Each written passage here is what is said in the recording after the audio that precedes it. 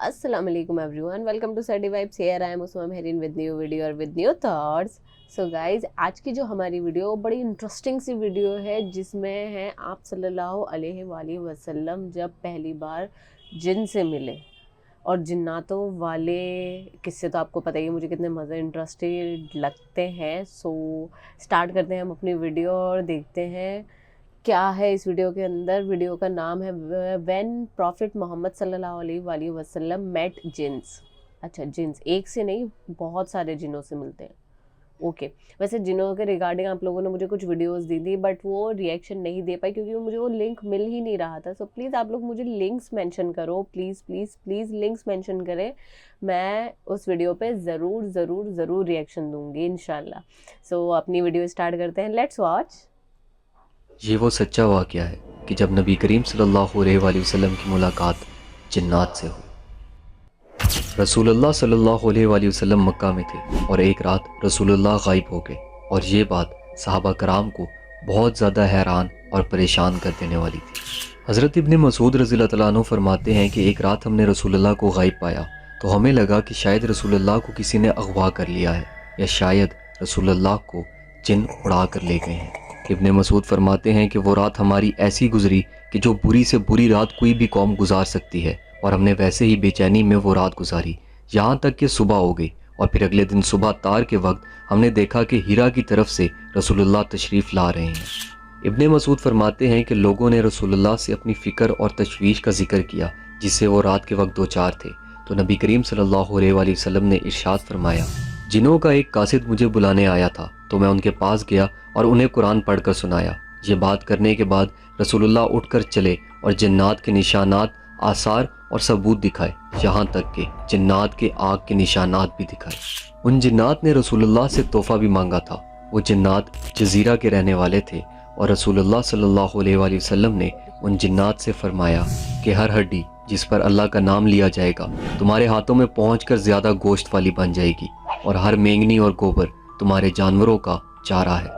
اور پھر یہ بیان کرنے کے بعد رسول اللہ اپنے صحابہ سے مخاطب ہوئے اور فرمایا، اس وجہ سے ان دونوں چیزوں سے استنجا نہ کیا کرو، کیونکہ یہ دونوں چیزیں تمہارے بھائیوں جنوں کی خوراک ہے.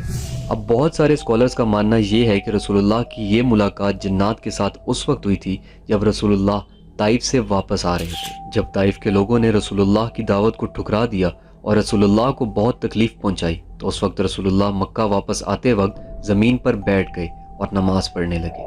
جب رسول اللہ نماز پڑھ رہے تھے تو اس میں قرآن کی تلاوت فرما رہے تھے.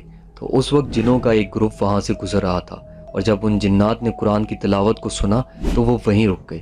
اور اس بات کا ذکر اللہ تعالیٰ نے قرآن مجید میں بھی فرمایا ہے، اور جب ہم نے تمہاری طرف جنوں کی ایک جماعت بھیجی جو کان لگا کر قرآن سنتی تھی، پھر جب وہ نبی کی بارگاہ میں حاضر ہوئے تو کہنے لگے خاموش رہو اور سنو. پھر جب تلاوت ختم ہو گئی تو وہ اپنی قوم کی طرف ڈراتے ہوئے پلٹ گئے، کہنے لگے اے ہماری قوم، ہم نے ایک کتاب سنی ہے جو موسیٰ علیہ السلام کے بعد نازل کی گئی ہے. وہ پہلی کتابوں کی تصدیق فرماتی ہے، حق اور سیدھے راستے کی طرف رہنمائی کرتی ہے.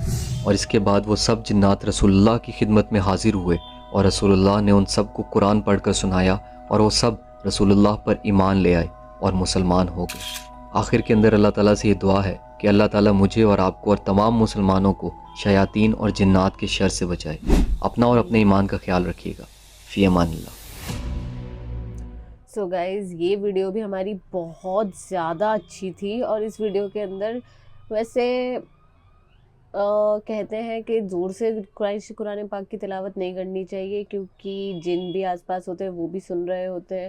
اور کوئی کہتا ہے کہ زور سے کرنی چاہیے، مطلب اتنی آواز میں کرنی چاہیے کہ کوئی سامنے والا سن رہا ہو تو اسے سمجھ میں آئے.